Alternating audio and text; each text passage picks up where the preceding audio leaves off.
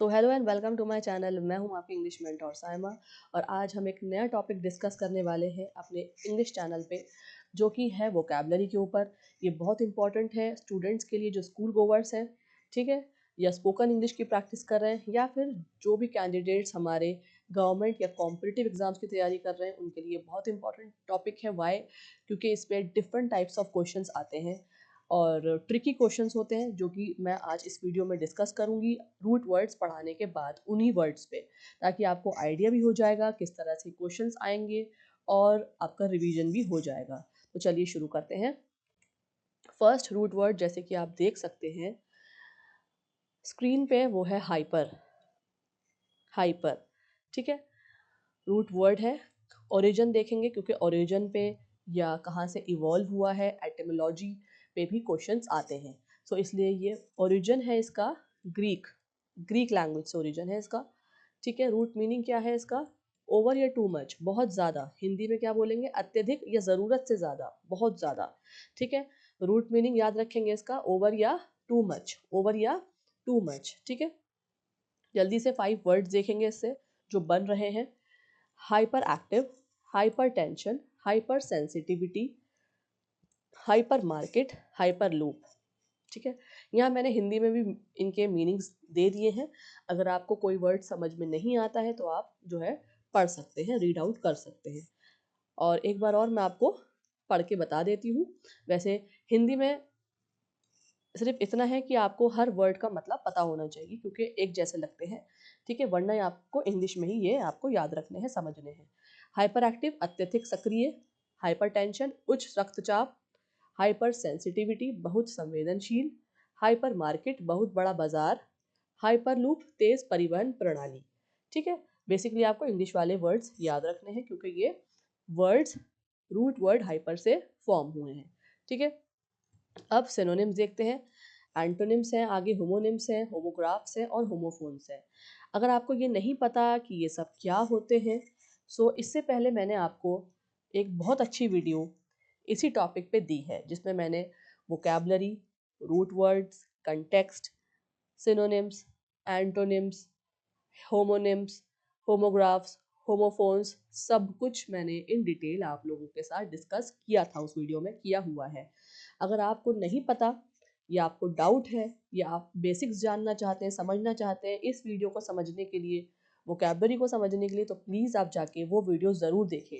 और वो आपको कहाँ मिलेगी? मेरी वोकैबलरी की प्लेलिस्ट में। अगर आप मेरा यूट्यूब चैनल खोलेंगे, देखेंगे, ओपन करेंगे, तो वहाँ पे वोकैबलरी की प्लेलिस्ट है, उसी में वो वीडियो है।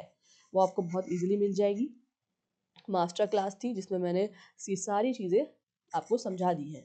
तो इसलिए मैं अब इसको जल्दी जल्दी आपको पढ़ाऊंगी, ताकि कोई डाउट नहीं रहे। अगर डाउट है तो आप वहाँ जाके अपने डाउट्स, ये होमोनिम्स क्या होते हैं, होमोग्राफ्स क्या होते हैं, क्लियर कर सकते हैं। तभी आपको जो मैं अब जिस पैटर्न में वीडियोस आपको दूंगी और पढ़ाऊंगी, तभी जाके आपको ये समझ में आएंगी। क्योंकि जब आपको ये समझ में आएगा, तभी आपको क्वेश्चंस जो आगे आने वाले, जो ट्रिकी क्वेश्चंस हैं, जितने भी टाइप्स के आते हैं, चाहे वो कोई सा भी कॉम्पिटिटिव एग्जाम हो, एंट्रेंस एग्जाम हो, चाहे वो गवर्नमेंट एग्जाम हो, तभी समझ में आएगा, ठीक है। वरना कंसेप्ट क्लियर नहीं होंगे, बेसिक्स भी क्लियर नहीं होंगे, वोकैबलरी भी समझ में नहीं आएगी। तो चलिए आगे बढ़ते हैं। हम थे सिनोनिम्स पे। अब सिनोनिम्स क्या होते हैं, थोड़ी सी हिंट देने के लिए मैंने आपको यहाँ पे हिंदी में भी बता दिया है। सिनोनिम्स समानार्थी, मतलब वर्ड्स जो हैं अलग अलग होते हैं लेकिन मीनिंग सेम होते हैं। जैसे कि over active, excessive. Over active अति सक्रिय, एक्सेसिव अत्यधिक। आपको बेसिकली इंग्लिश वाले याद रखने हैं, मीनिंग के लिए मैंने यहाँ पे लिख दिया है आप लोगों के लिए आसानी के लिए, ठीक है। एंटोनिम क्या होगा अब हाइपर का? काल्म या नॉर्मल, ठीक है, शांत, सामान्य। सेंटेंस देख लेते हैं। A child is hyper active. A child is hyper active, बच्चा बहुत ज़्यादा सक्रिय है, ठीक है। होमोनिम्स, समान शब्द अलग अर्थ, मीनिंग अलग अलग होते हैं लेकिन शब्द जो है वो एक जैसे होते हैं। जैसे hyper, over excited, hyper extremely energetic, दोनों के लिए हम हाइपर यूज़ करते हैं, तो ये होमोनिम्स भी हो गए। होमोग्राफ्स क्या होते हैं? जो एक जैसे लिखे जाते हैं लेकिन अलग अलग मीनिंग होते हैं। जैसे एक हाइपर हो गया मेडिकल टर्म के लिए, जैसे ऊपर आप देख सकते हैं hyper tension, hyper sensitivity, hyper sensitive, ये सब क्या है, मेडिकल टर्म्स भी हैं। और एक हाइपर यूज़ करते हैं हम कैजुअल स्पीच वेरी एक्साइटेड, जब हम बहुत ज़्यादा एक्साइटेड होते हैं तब भी हम हाइपर वर्ड यूज़ करते हैं अपनी स्पीच में, ठीक है। और ये हो गए होमोग्राफ्स। और होमोफोन्स क्या होते हैं, समान ध्वनि वाले, ठीक है। ऐसे वर्ड्स जब हम प्रोनाउंस करें उनको तो वो एक जैसे लगे, उनको होमोफोन्स बोलते हैं। जैसे यहाँ हाइपर, हायर, एक जैसे से लगते हैं बोलने में, प्रोनाउंसिएशन एक जैसी लगती है, तो ये हो गया हमारे होमोफोन्स के एग्जाम्पल।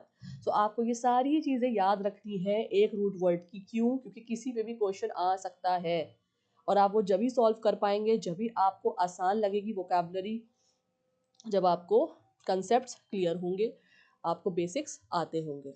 चलिए आगे बढ़ते हैं। सेकंड रूट वर्ड जो है वो है हाइपो, ठीक है। कहाँ से ओरिजिन हुआ है, कहाँ से इवॉल्व हुआ है, ग्रीक लैंग्वेज से। Greek language, root meaning below, less than normal. Below मतलब नीचे या फिर नॉर्मल से कम, ठीक है। हिंदी मीनिंग अगेन मैंने आपको बता ही दिया, कम या नीचे। ये तो आपको याद रखना ही रखना है, इनके रूट मीनिंग, ओरिजिन और रूट वर्ड, ये आपको बहुत इंपॉर्टेंट है। इसी से ही सारी चीज़ें इसी से ही फॉर्म हो रही है ना आगे नीचे आने वाली, तो ये आपको याद रखने हैं।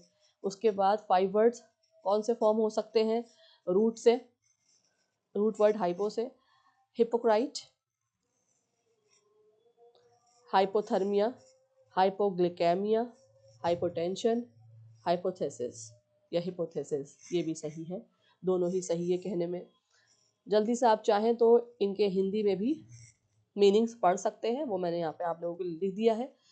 सिनोनिम्स देखते हैं, समानार्थी, ठीक है, मिलते जुलते जो मीनिंग होते हैं वो वाले वर्ड्स, ठीक है। लो, कम, इनसफिशिएंट, अपर्याप्त, ठीक है। एंटोनिम्स, विलोम, ऑपोजिट्स, हाई, एक्सेस। कम का क्या ऑपोजिट होगा, हाई, ठीक है। हाई अधिक, एक्सेस ज़्यादा।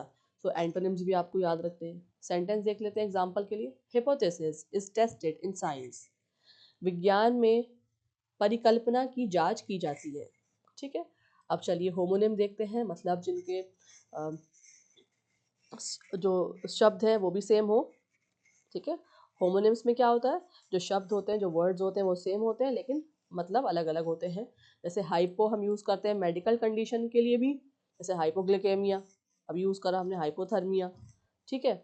और एक हाइपो यूज़ करते हैं शॉर्ट फॉर्म ऑफ हिपोथेसिस, अगर हम हिपोथेसिस की शॉर्ट फॉर्म लिखेंगे तो हाइपो लिख देंगे, दैट्स इट। सो ये होमोनिम्स हो गए, मतलब क्या है इनका, अलग अलग हो जाता है मतलब, लेकिन लिखने में समान होते हैं शब्द, तो होमोनिम्स हो जाते हैं ये। होमोग्राफ्स किसे कहते हैं, होमोग्राफ्स एक जैसे लिखने में एक जैसे होते हैं ये, लेकिन मतलब इनके अलग अलग होते हैं, मीनिंग अलग अलग होते हैं। जैसे हाइपो कभी कभार हम जो है प्रीफिक्स के लिए भी यूज़ करते हैं, और हाइपो जो यूज़ करते हैं हम नाउन हिपोथेसिस के लिए भी यूज़ करते हैं, ठीक है। होमोफोन्स सेम प्रोनाउंसिएशन, ठीक है। अगर हम कैपिटल एच में हाइपो लिखें और स्मॉल लेटर एच में हाइपो लिखें तो ये शॉर्ट फॉर्म है इसकी, ठीक है, लेकिन साउंड एक ही करते हैं।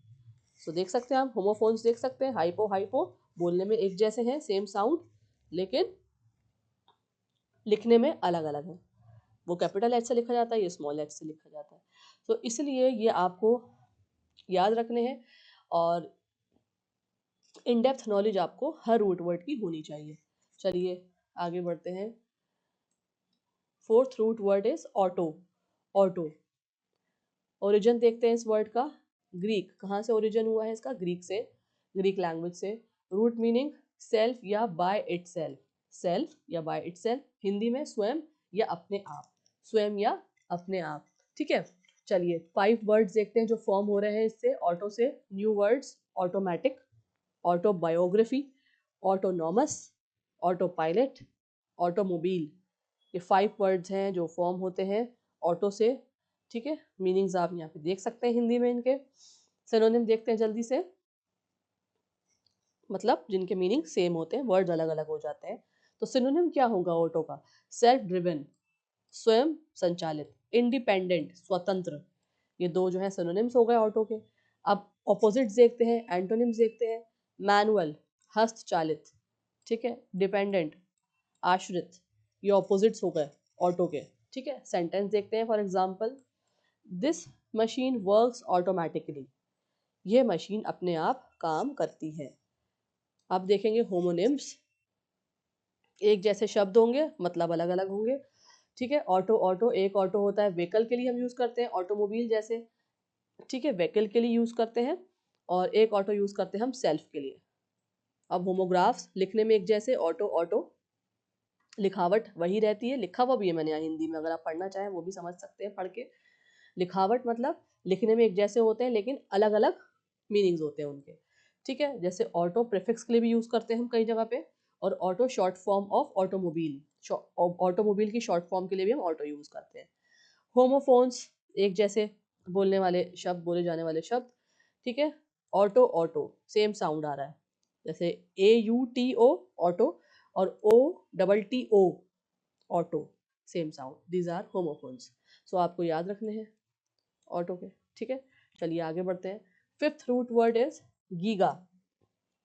गीगा, इसका ओरिजिन कहाँ से हुआ है, मूल शब्द कहाँ से आया है इसका ये। ठीक है, ग्रीक लैंग्वेज से, ग्रीक याद रखना है आपको। रूट मीनिंग क्या मतलब है इसका, very large, extremely big.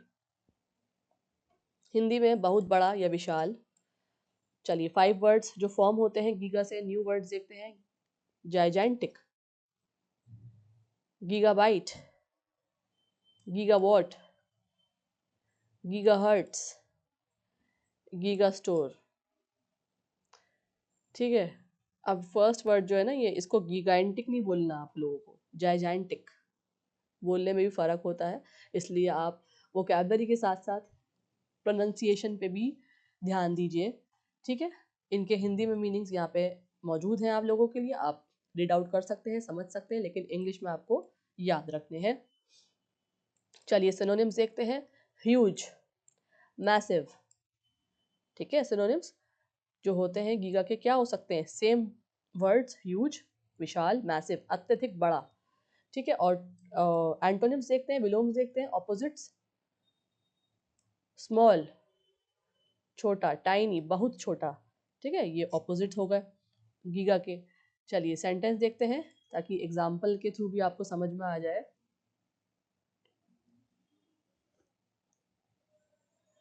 Gigantic buildings are common in big cities. बड़े शहरों में विशाल इमारतें आम होती हैं। ठीक है, अब देखते हैं होमोनिम्स। एक जैसे शब्द, मतलब अलग अलग। यहाँ देखिए गिग, गिग, एक गिग यूज होता है म्यूजिक शो के लिए, और एक गिग यूज होता है टेम्पररी जॉब के लिए, छोटी नौकरियों के लिए। होमोग्राफ्स क्या होते हैं, एक जैसी लिखावट, लिखने में एक, ग्राफ से आप याद रख सकते हैं, लिखने की बात हो रही है, होमोग्राफ्स। सो एक जैसे लिखावट में होते हैं लेकिन मतलब अलग अलग होते हैं। सो देखिए गिग कॉन्सर्ट के लिए यूज होता है, और एक गिग जो होता है वो फ्रीलांस वर्क के लिए यूज होता है। होमोफोन्स, समान ध्वनि वाले, मतलब बोलने में एक जैसे लगते हैं लेकिन शब्द अलग अलग होते हैं वो। गीगा, जिगर। ठीक है, ये होमोफोन्स हैं 2 वर्ड्स। सो आपको बेसिकली याद रखने हैं रूट वर्ड गीगा का, ये सारी ही चीज़ें आपको याद रखनी है। लेकिन अगर आपको रूट मीनिंग याद रहेगा, ओरिजिन याद रहेगा, तो आपको ये सब जो नीचे की बाकी चीज़ें हैं इसमें भी आपको आसानी होगी समझने में और याद रखने में। चलिए आगे बढ़ते हैं। Now next root word is eco. Eco, ठीक है, अब इको का ओरिजिन कहाँ से हुआ है, ग्रीक लैंग्वेज से, ग्रीक लैंग्वेज से। ठीक है, जिसका मतलब होता है हाउस या environment. Root meaning environment, home, ये मैंने आपको बताया अभी। मतलब क्या होता है इको का, पहले तो ये ग्रीक लैंग्वेज से ओरिजिन है इसका, इवॉल्व हुआ है। और रूट मीनिंग क्या होता है, इन्वायरमेंट या होम। हिंदी में बोल सकते हैं इसको पर्यावरण या घर, पर्यावरण या घर।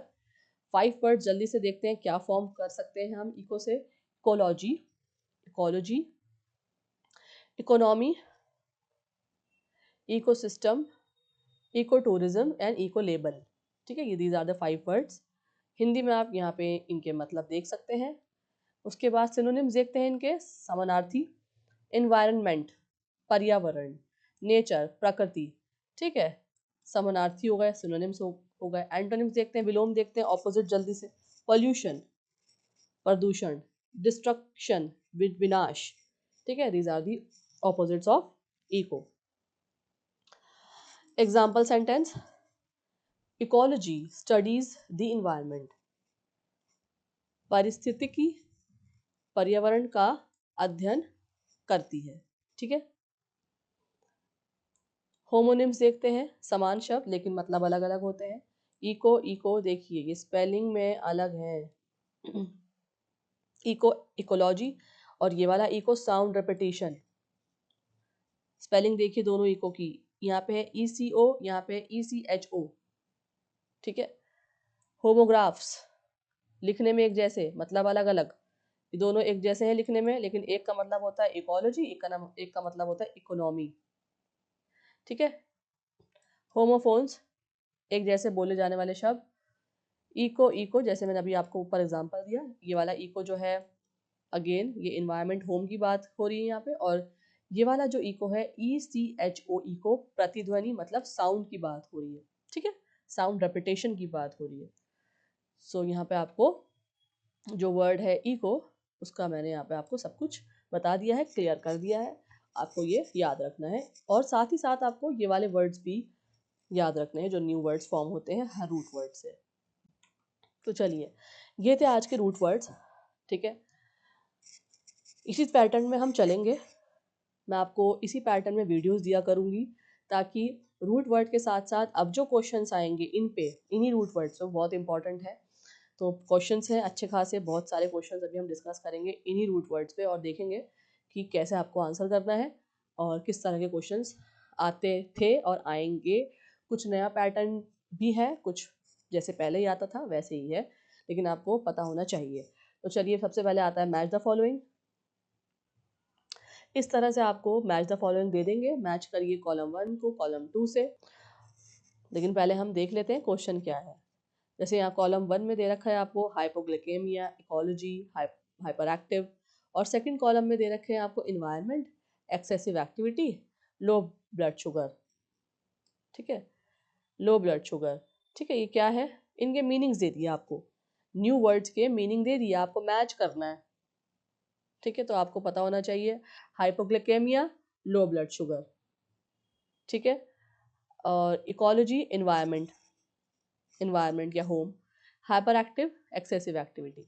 सो आंसर जो है वो इसका ये है, ये आप देख सकते हैं। मैंने आंसर्स भी आपको इसलिए अवेलेबल कर दिए ताकि जब आप पढ़ें तो पहले प्रैक्टिस कर लें, बाद में आंसर देखें। ठीक है। चलिए, मैच द फॉलोइंग हो गया। अब देखते हैं one word substitution, direct route application. इस तरह से भी क्वेश्चन आ सकता है आपको। क्वेश्चन देखते हैं। A condition of abnormally low body temperature is called, direct route application है यहाँ पे।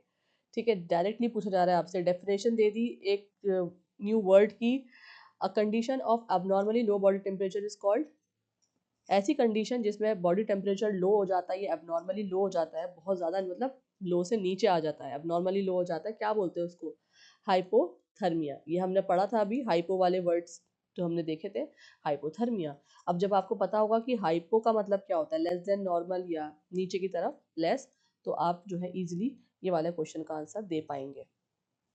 इसलिए मैं आपको बोल रही थी कि आपको वर्ड के साथ साथ जो है उनके मीनिंग्स भी याद रखने हैं, न्यू वर्ड्स भी याद रखने हैं, और रूट वर्ड और उसका मीनिंग तो आपको पता होना ही चाहिए, तभी आप यहाँ पे सोच पाएंगे। अच्छा, hypothermia is a medical term और इसका मतलब ये होता है। ठीक है।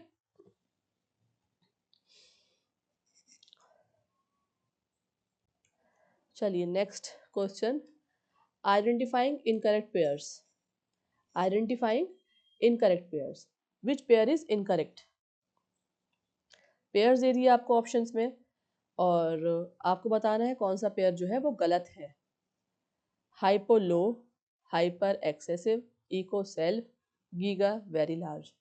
सो अगर आपको इनके रूट मीनिंग्स पता होंगे रूट वर्ड्स के, तो आप इजीली ये आंसर कर पाएंगे। सी जो है वो गलत है, इको सेल्फ नहीं होता, इको क्या होता है, इन्वायरमेंट या होम।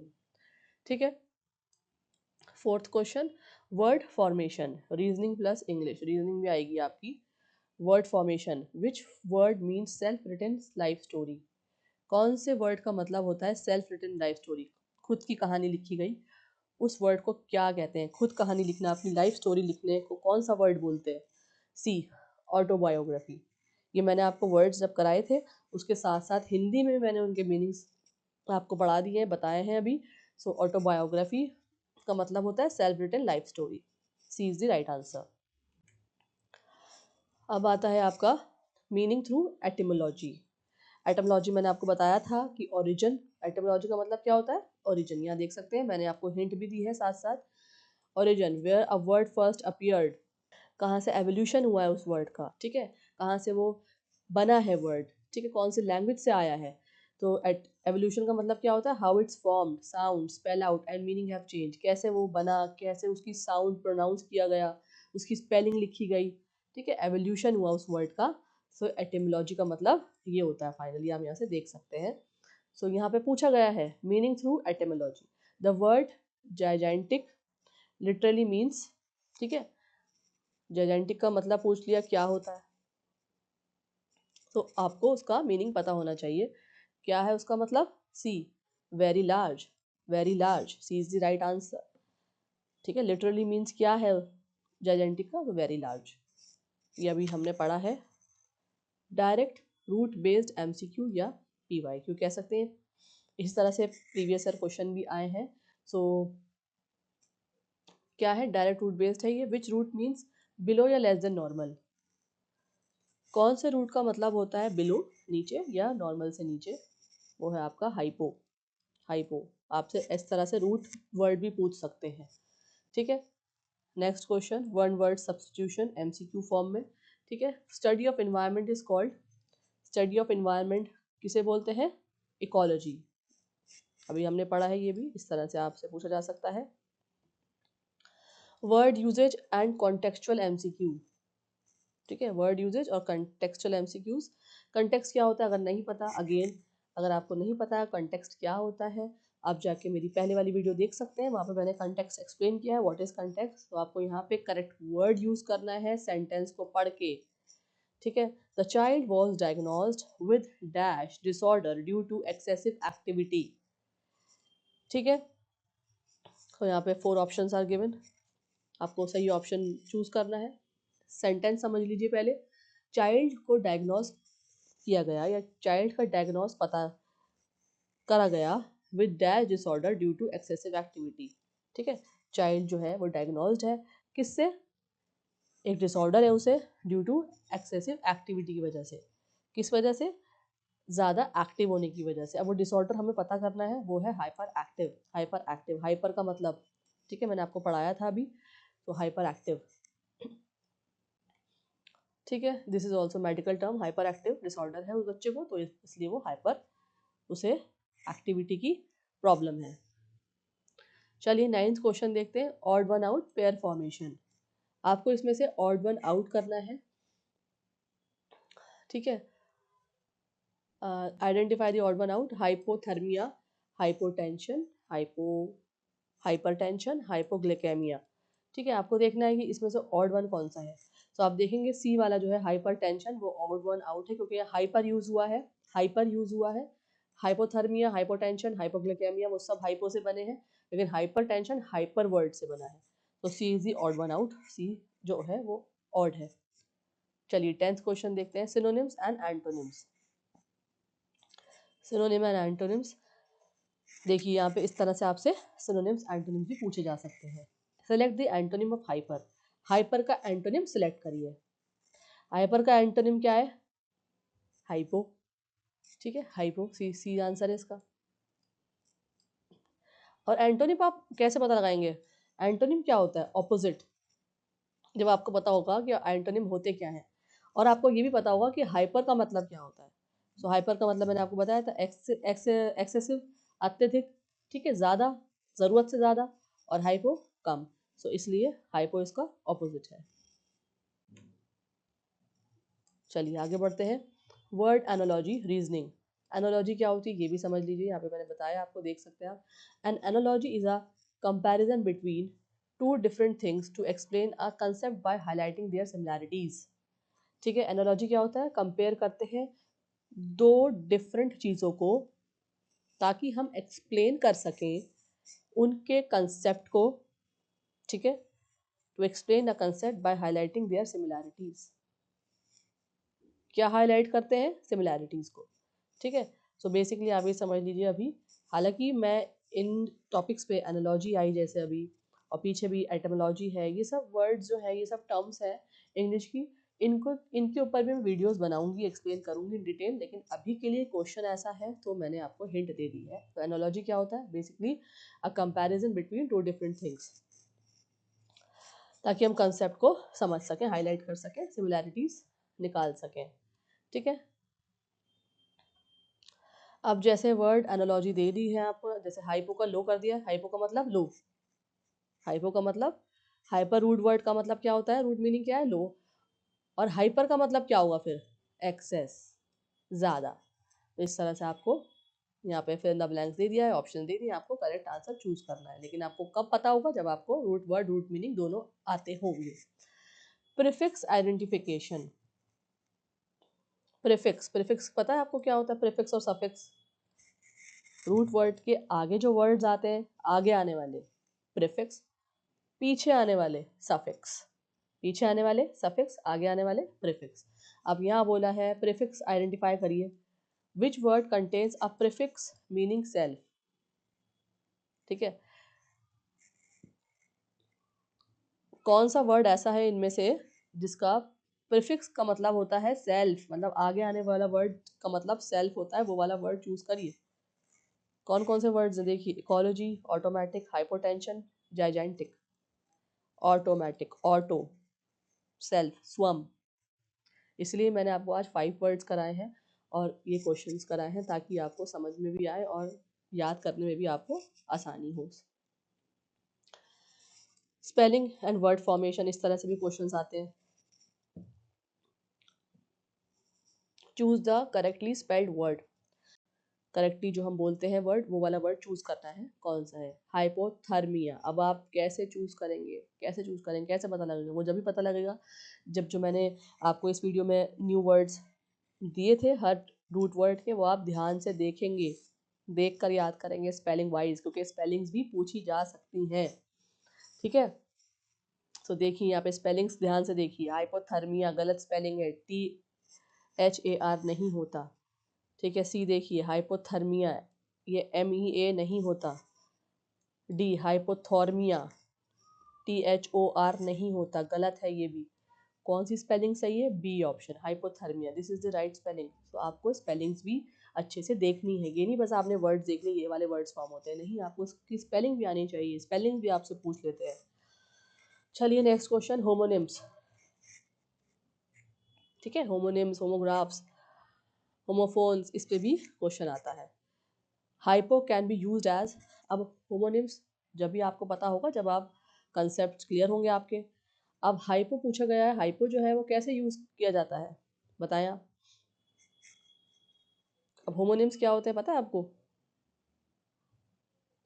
समान शब्द लेकिन अलग अलग अर्थ। ठीक है, तो समान शब्द, प्रीफिक्स के लिए भी हाइपो यूज होता है, और short form of hypothesis, hypothesis की शॉर्ट फॉर्म के लिए भी हम हाइपो यूज करते हैं, और प्रीफिक्स भी लगा देते हैं, हाइपोथर्मिया। इस तरह से भी हम हाइपो को यूज करते हैं। सो आपको पता होना चाहिए हर वर्ड के होमोनिम्स भी और सिनोनिम्स भी, होमोफोन्स, होमोग्राफ्स भी, एंटोनिम्स भी। ठीक है, सो आप ध्यान से अगर पढ़ेंगे वर्ड को, समझेंगे, तो आपको याद रहेगा। कंफ्यूज नहीं होइएगा। देखिए यहाँ पे बी ऑप्शन में पूछ रख दे भी रखा है ओनली एज प्रीफिक्स, कि प्रीफिक्स की तरह भी यूज होता है, नहीं, प्रीफिक्स की तरह भी यूज करते हैं होमोनिम्स जब आपसे पूछे जाए, और short form of hypothesis as a short form भी हम हाइपो को या हिपो को यूज करते हैं। ठीक है, चलिए next question, tone identification, RC based. RC मतलब रीडिंग कॉम्प्रिहेंशन। अब यहाँ पे हमारे पास कॉम्प्रिहेंशन तो नहीं है, लेकिन टोन आइडेंटिफिकेशन, ये क्वेश्चन कैसे आ सकता है, मैंने यहाँ पे आपको ये समझाने की कोशिश करी है। मान लीजिए कोई पैसेज है, कोई कॉम्प्रिहेंशन आपको दे दिया है, रीडिंग कॉम्प्रिहेंशन दे दिया है, और उसमें बात करी गई है नेचर की, इन्वायरमेंट की, और एक उसमें सेंटेंस आ गया है ये वाला, a passage describing the need to protect nature will most likely have which tone। ठीक है, सेंटेंस देखिए, a passage describing the need to protect nature will most likely have which tone। ठीक है, इसमें पूछा गया कि मान लीजिए आपको कुछ पैसेज है और उसमें क्या बताया गया है, किसकी टोन मतलब किस चीज़ की बात हो रही है, तो किस चीज़ की बात हो रही है? Need to protect nature, need to protect nature की बात हो रही है। मान लीजिए एक पैसेज है, उसमें नेचर को प्रोटेक्ट करने की बातचीत हो रही है। ज़रूरत क्या है नेचर को प्रोटेक्ट करने की, वो वाला पैसेज, उसके ऊपर पैसेज लिखा गया है। Will most likely have which tone, tone पूछिए आपसे कि क्या टोन होगी उसकी, ठीक है, वो आप बताएंगे। सी इन्वायरमेंटल कंसर्न, इन्वायरमेंटल कंसर्न, ठीक है, इन्वायरमेंट, नेचर, इन्वायरमेंट, ठीक है। तो आपको पता होना चाहिए जब नेचर की बात आ रही है तो इन्वायरमेंट की बात हो रही है, इन्वायरमेंटल कंसर्न के ऊपर पैसेज है, ठीक है। इस तरह से भी क्वेश्चन आ सकता है टोन आइडेंटिफिकेशन के ऊपर। 16th क्वेश्चन देखते हैं, multiple meaning MCQs. Multiple meaning मतलब कि आपसे मीनिंग पूछ सकते हैं रूट वर्ड का। The word auto can mean मतलब कि बहुत सारे मतलब होते हैं, तो आपसे वही पूछा है ऑटो का और क्या मतलब हो सकता है, और क्या। ऑटो का मतलब सेल्फ होता है, लेकिन और क्या हो सकता है, ठीक है, इसका मतलब ये है क्वेश्चन का। C both self and vehicle, as a vehicle भी हम automobile, auto as a self हम यूज करते हैं। सो ऑटो सेल्फ तो हम यूज करते हैं, लेकिन और क्या मतलब हो सकता है, मल्टीपल मीनिंग, मल्टीपल मीनिंग्स पूछे आपसे तो मल्टीपल मीनिंग्स भी आपको याद होने चाहिए, सिर्फ एक मतलब नहीं याद रखना, ठीक है। चले आगे बढ़ते हैं। Double fillers, single fillers, triple fillers मतलब कि द ब्लैंक्स आएंगे और कॉन्टेक्चुअल बेस आएंगे, मतलब सेंटेंस दे रखा होगा, कंटेक्स्ट दे रखा होगा आपको, उसी पे बेसिस पे आपको फिलअप करने हैं सेंटेंस को। डबल फिलर है ये, तो देखते हैं। Doctor want that dash tension and dash activity can be harmful. So आपको यहाँ पे रूट वर्ड्स फिल करने हैं। अ डॉक्टर वांट दैट, क्या वांट करा डॉक्टर ने, डैश टेंशन, हाइपर टेंशन, ठीक है, hyper tension and hyper activity can be harmful. दोनों में पे हाइपर हाइपर आएगा, मतलब ज़्यादा हाइपर टेंशन, ब्लड शुगर ज़्यादा होना, और हाइपर एक्टिविटी, ज़्यादा एक्टिव होना भी हार्मफुल है, ठीक है। तो आप कब फिलअप कर पाएंगे, जब आपको इन सब के रूट वर्ड्स और विद मीनिंग्स पता होंगे। चलिए नेक्स्ट क्वेश्चन, लीगल या लैटिन मैक्सिम रूट लिंक। यहाँ पे रूट लिंक वाले क्वेश्चन भी आ सकते हैं। The word autonomy is closest in meaning to autonomy, ठीक है। अब ये वर्ड बना है ऑटो से, ये याद रखें आप। ऑटो का मतलब क्या होता है, सेल्फ। सो क्या पूछा है, the word autonomy is closest in meaning, ठीक है। ऑटोनॉमी किससे मतलब रख रहा है, कहाँ से पास में लग रही है कि आप पास में पूछा है, क्लोजेस्ट इन मीनिंग, पास वाला मतलब क्या होगा ऑटोनॉमी का, सबसे पास वाला मतलब, ठीक है। तो 4 ऑप्शन है यहाँ पे, external control, self rule, punishment, hypothesis, self rule. याद रखें ऑटो मतलब सेल्फ होता है, तो सेल्फ रूल। इसी तरह से जब आप, ये होते हैं हिंट बेस्ड, थोड़ा लॉजिकल। देखिए आप हर वर्ड वोकैबलरी का या हर मीनिंग याद नहीं रख सकते, हर नया वर्ड आप याद नहीं रख सकते वोकैबलरी में, पूरी डिक्शनरी आप याद नहीं कर सकते इंग्लिश की, लेकिन इसलिए आपको रूट वर्ड और उनके मीनिंग कराए जाते हैं, ताकि जो है थोड़ा सा अंदाज़ा लगाया जाता है, थोड़ा सा जो है लॉजिकली सोचा जाता है, थोड़ा सा जो है अनुमान लगा के हम जो है इस तरह से क्वेश्चन सॉल्व कर सकते हैं, ठीक है। यही मतलब है वोकैबलरी सीखने समझने का, आपको जो है थोड़ा सा सोचना होता है, उसमें थोड़ी सी आशंका लगानी होती है, ठीक है। 50-50 रूल लेके चलना पड़ता है, तो आपको आसान लगेगी। ये पूरी डिक्शनरी कोई याद नहीं कर सकता ना, ठीक है। चलिए एटिमोलॉजी बेस्ड डेफिनेशन भी आती है। एटिमोलॉजी मैंने आपको बताया था, एवोल्यूशन, ओरिजिन कहाँ से हुआ है। इकोसिस्टम लिटरली रिफर्स टू, ठीक है, इकोसिस्टम लिटरली रिफर्स टू, अब आपसे पूछ लिया है या वर्ड दे दिया है, इकोसिस्टम कहाँ रिफर करता है, किससे रिफर करता है, आपको पता है, मैंने आपको बताया था, house plus system, house plus system. कैसे पता लगाएंगे आप, इको से, इको के मीनिंग से। इको रूट वर्ड है और उसका मीनिंग क्या होता है, हाउस सिस्टम या हाउस इन्वायरमेंट, ठीक है। चलिए next question, root connection commonality. अब आपको which word does not share the same root, इस तरह से भी क्वेश्चन आते हैं, बहुत इंपॉर्टेंट है। Which word does not share the same root, कौन से वर्ड ऐसा है जो सेम रूट का नहीं है, ठीक है। Ecology, economy, ecosystem, autonomy. आप ध्यान रखेंगे, अगर आपको रूट वर्ड याद होगा विद रूट मीनिंग, जैसे यहाँ इको, इको, इको, सबके मतलब सेम ही है इसका मतलब। और ये ऑटोनॉमी, ये गलत है, ये कॉमन नहीं है, ये सेम वर्ड नहीं है, सेम रूट वर्ड मीनिंग इसका नहीं है, so this is out. D is the answer. Fine, चलिए आगे बढ़ते हैं। सेंटेंस कंप्लीशन लॉजिक बेस्ड, इस तरह से भी क्वेश्चन आ सकता है आपको सेंटेंस कंप्लीट करने के लिए। A dash factory produces goods on a very large scale. Dash factory produces goods on a very large scale, मतलब बहुत ज़्यादा गुड्स प्रोड्यूस करती है फैक्ट्री बहुत लार्ज स्केल में। अब लार्ज स्केल में अगर प्रोडक्शन हो रही है इसका मतलब बहुत बड़ी फैक्ट्री है, ठीक है। सो बहुत बड़ी फैक्ट्री को क्या बोलते हैं? Giga. A giga factory produces goods on a very large scale, simple. Giga का मतलब आपको पता है, वेरी लार्ज, बड़ा, ठीक है। Next question, historical etymology. Historical etymology इस तरह से भी क्वेश्चन आ सकते हैं। The root hypo comes from which language. Hypo जो रूट है वो कौन सी लैंग्वेज से आया है? मैंने आपसे कहा था क्वेश्चन आते हैं ओरिजिन पे भी। तो हाइपो जो कौन से लैंग्वेज से आया है? Greek. So before moving forward I thought that I should teach you thematic clusters. मैं आपको बताना चाहती हूँ कि थीमेटिक क्लस्टर्स क्या होते हैं, क्योंकि आने वाले क्वेश्चन जो हैं वो इन्हीं पे हैं, ठीक है। हालांकि मैं इन टॉपिक्स पे जैसे कि ये है मैनियाज, फोबियाज और sites, I will make a detailed video on these topics also, you can see that afterwards. मैं इन टॉपिक्स पे भी बनाऊंगी डिटेल्ड वीडियोस, लेकिन अभी के लिए आपको बताना था कि ये होते क्या है, हिंट देनी थी, जिस्ट बताना था, क्योंकि आने वाले क्वेश्चंस इन्हीं पे हैं, फिर आपको समझ में नहीं आएंगे वो क्वेश्चंस। तो थीमेटिक क्लस्टर समझ लेते हैं हम पहले, वो क्या होते हैं। Thematic clusters are group of words linked by a common theme, meaning और सफिक्स। थीमेटिक क्लस्टर्स क्या होते हैं? ग्रुप ऑफ वर्ड्स होते हैं, ठीक है, जो कि जुड़े हुए होते हैं किससे? या तो उनकी कॉमन थीम होती है, या उनके जो है मीनिंग सेम सेम होते हैं, या फिर सफिक्स। सफिक्स मतलब पीछे लगाने वाले वर्ड्स जो होते हैं, लास्ट में जो वर्ड्स आते हैं वो सेम होते हैं, उनको हम थीमेटिक क्लस्टर्स बोलते हैं। तो देखते हैं, वो तीन तरह के होते हैं, एक मैनियाज, फोबियाज एंड साइट्स। जो पिंक हाईलाइटेड है वो आप देख सकते हैं वर्ड्स, और इसको मैं समझा देती हूँ, बहुत इजी है। मैनियाज क्या होता है? मतलब मैनियाज का ऑब्सेशन या मैडनेस, अत्यधिक जुनून या सनक, किसी चीज़ का ऑब्सेशन, इंग्लिश में मैंने बताया एक्सट्रीम ऑब्सेशन या अनकंट्रोलेबल डिजायर, इच्छा होना बहुत ज़्यादा किसी चीज़ की, वो वाले सारे वर्ड्स आते हैं मैनियाज में, ठीक है। किसी चीज़ की प्रति अत्यधिक पागलपन या सनक को हम मैनियाज में कंसिडर करेंगे।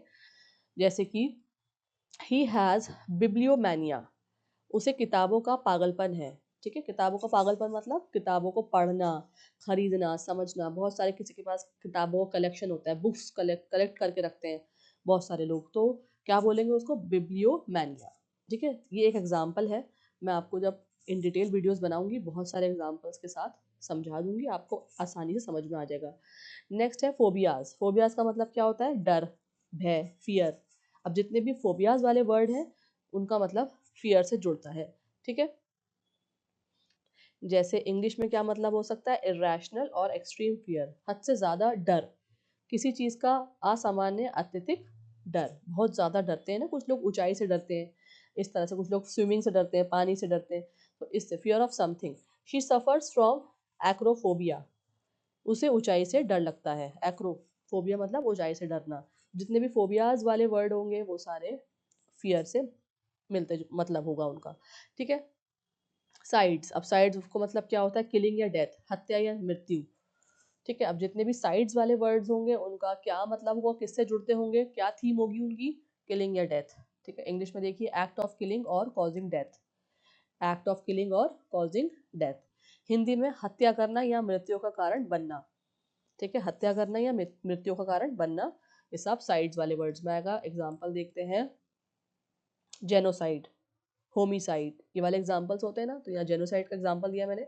Genocide is a serious crime, नस्ल संहार एक गंभीर अपराध है। तो जितने भी साइड वाले वर्ड्स हैं वो सारे साइड्स में जाएंगे, मैनियाज वाले मैनियाज में, उनका मतलब आप समझ जाएंगे, ऑब्सेशन या मैडनेस, और फोबियाज वाले का मतलब हो गया डर या भय, ठीक है।